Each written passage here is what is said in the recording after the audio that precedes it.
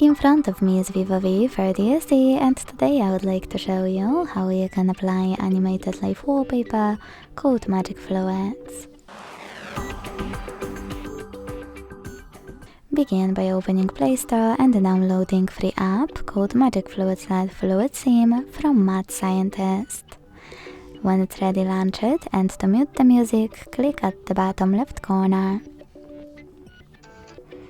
Then select Consent and tap on this gear at the top left corner to access wallpaper settings. After adjusting them however you want to, click at the top right corner and bottom right corner.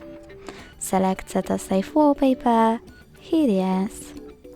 Tap on Apply and choose one of those options. Then go back.